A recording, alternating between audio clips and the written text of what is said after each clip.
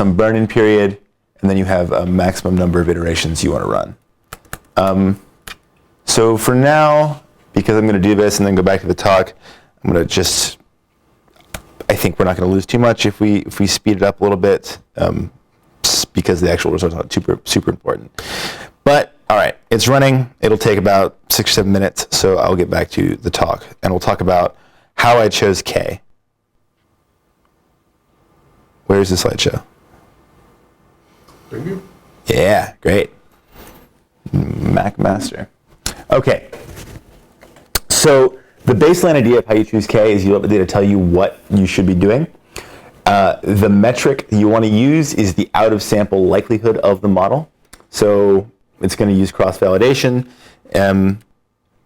Probably I use tenfold cross-validation. And so what that does is it chops off 1/10 of the data, trains it on the other 9/10, and then sees how well the model performs, how you want to choose the model that has the highest likelihood on the held out data. And you do that over the 10 different sliced samples. We are also going to, another metric you can use is perplexity instead of likelihood. So perplexity is a related metric. Often it gives you similar results. But what this is doing is basically, it's a measure of how surprising you find the results. So given the model that you already have, how well are you able to predict what words are going to occur in a document based on the words you've already seen? That's what perplexity is. And this is the graph I show when I justify my choice of topics. So as you can see, there is actually sort of an elbow point. So choosing the number of topics from a graph like this, or choosing any kind of number when it comes to an unsupervised method like this, you just look for an inflection point in the data. So right here at 50 is where that is. In my paper, I actually choose 100. But that's because I'm using a very different, I'm using LDA for a different purpose. And so I want to have too many topics. I want to have over dispersion. But for here, I think this tells us that 50 is a decent choice. So what is, so here, what is the loss if you push up the number of topics? That's right. It seems like, right? Well, so one problem is stability. So if what you're interested in is you have topics and you want to see how they change over time or change according to some covariate, if you change the number of the number of topics that you choose, this actually could, if there's a topic that's like half one thing, half another, and you add an extra topic, it could split those up. And maybe you want it to do that, maybe you don't. I think in general, the risk is having too few topics, not having too many. So that's why I feel comfortable going with more rather than less. Why did you do that for your paper? Why did you choose 100? It's because it's about the total amount of information and the dispersion of information. So I wanted to allow as much variation as possible. I wanted to be very sure I was not imposing artificially the data to be concentrated when it was not. And the risk if you do too few topics is that you lose one that might actually be very important. Yeah. That's right. So I do think in general having too few topics is a bigger risk, and going higher is better. But so when you actually, maybe it's if you talk about like what your paper was about, it's gonna be more clear. But isn't it more realistic that you can like interpret 100 like? Yes. You're gonna end up with like 100 lists of words. Mm-hmm. Like each 100 will have like a bunch, like probably so hundreds of words. So there is no way you can give some meaning to each, right? That's exactly right. And so what I was doing was not interpreting topics. I think that's a good point. And I do think that if your goal is to interpret topics, you have to be very careful. And what else could be your goal? Well, I don't want to get too far into this one paper I had, but it just briefly. Not your paper, but in general, I have no. Oh, what could be your goal? Yeah. Well, so for most people, it is interpreting topics. Yeah. So is there any computational loss, like setting? Because yeah. So looking at this, right? So what obviously, right? More. It seems like more topics is good, right? Right. And then you want to avoid the situation that you have two topics. It is more computationally expensive to have more topics. I see. It's not much, but yeah, it is a little bit. But just another general thing. Yeah. If you, when you do an LDA, do you think people usually have like a prior expectation about the topics? Yeah. So for instance, if you are actually interested in like whether people talk about, I don't know, like guns or whatever, and then do you still run an LDA and like try to identify the particular topic that you're interested in, or if you actually have a particular topic in mind, you wouldn't do that to begin with, and you just look for that particular. No, people absolutely do that, and that is okay, but it can be tricky for the reason I'm going to talk about, and that is because topics do not tend to be stable. Exactly. So oftentimes people are using LDA for this reason, to look at how a topic changes over time, or maybe cross-sectionally according to the author of the document or something like that. So let's say that you are interested in guns and you've done this, you've found the gun topic and you're looking at how it changes. You could do some kind of non-parametric method and just find significance that way. And given how we usually think about robustness in political science, this kind of significance seems like it is evidence of something real, but there is instability at a more fundamental level. Wait, so you've run LDA and you've named your topic and you've identified the one that you're interested in. Yeah. Where are you doing Lois? Are you putting that into the actual LDA, or are you just, once you've established this topic, you're looking how it? Yeah. So you could be interested in the way that the distribution of topics changes over documents, where the documents are assigned some date. Right. I see. Yeah. Okay. However, that topic that you've identified might not be robust to changing the number of topics, or even just rerunning LDA. And this is because of this problem that's up there. It's obscured by the board. It's called multimodality. So the way that the LDA algorithm works is it's following the gradient of the function. So it's on the surface, and it's trying to maximize according to where it's at. It's trying to go to the maximum. However, doing this means that you can only find the local maximum. It doesn't tell you anything about whether or not there is a global there is a global maximum. It's a convex function, but you don't know where it is.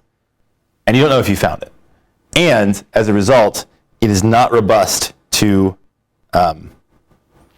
starting at different places. And you can find a local maximum, but that will have a different distribution of words over topics and topics over documents. And so you could have two different gun documents that you identify with two different runs of LDA at different starting points, and they might behave differently. And so the idea that you found some kind of significance without taking into account this kind of instability is incorrect, and you need to take this seriously. So Robert, Stewart, and Tingley discussed this particular problem. They also talk about the fact that given that there are multiple local maxima, we don't know which one is the best, right? So we have this objective function, and we do want to maximize it, but there are multiple maxima, and merely having the maximum score according to this function doesn't really tell us that much about the quantity of interest. Oftentimes, what we are interested in is topical coherence or something of that nature. And so when we're choosing between different local maxima, there are different criteria we might use. So, yeah, exactly what I just said. The other criteria are semantic coherence. So in a topic, you're going to have certain words that are very high probability, and if those words tend to co-occur with other high probability words, this is the idea that there is some semantic coherence. So like if there's a gun topic and we have guns and NRA and whatever, these are the high probability words, we should find that they co-occur. That is an indication that we have in general identified semantically coherent topics. And at the same time, the concept of exclusivity, so that if we have a high probability word, it is specific to a single topic. So that it's kind of a problem if you have, for example, a bad stop word list, right? And so you don't include the word the, you're going to find the word the, it's a high probability word in lots of different topics. And so that's low exclusivity, and that's not a good distribution. So in this case, that's going to be the case with, if you have the word the in here, it's going to be the highest probability word for every document, and that's not interesting. So that's why we have stop words. So how does, so maybe, so what is the output? The output is going to be like groups of words? The output of LDA? Yeah. So the output of LDA is, it is the distribution of topics over documents, so we're going to have for every topic, it's going to have a probability over all of the documents, and those probabilities sum to 1. And we're also going to have a distribution of words over topics. So for every topic, it's going to assign some non-zero probability to every word in the corpus, in the entire list of words that we have, where those probabilities sum to 1 for each topic. And so how do you, are you going to talk about this? Maybe you just don't want to bring it up. No, I actually think I should have been more specific about this before. So let's say that it's super easy and you just have like 4 words and like 4 documents or 4 topics, and then you see that like you have like a 4x4 matrix with these probabilities. And how do you get from here to like interpreting the topic? I mean, right. It's like a stupid example because my point Sure. is that So what people do is they just look at the highest probability words, or there are different criteria we might choose the words that are most representative of a topic as the result. So the exclusivity is one. There's something called flex, which is a combination of 2 things, and score. These are all things that people use to choose the most important words. And then you look at the words as a human, as the researcher, and you assign a name to that topic. And that's the entire process, right? Usually, if it works well, this is reasonably unambiguous. But part of the instability problem is that even if the top 10 words are the same, the distribution over the rest of the words might not be the same. And you're not going to be able to tell just by looking at those top 10 words. And so that is a problem where even if it seems like it's being stable, it's not really being stable. Sorry, one quick question. So you assign a topic based on the top, say, just score for now, the top scoring words.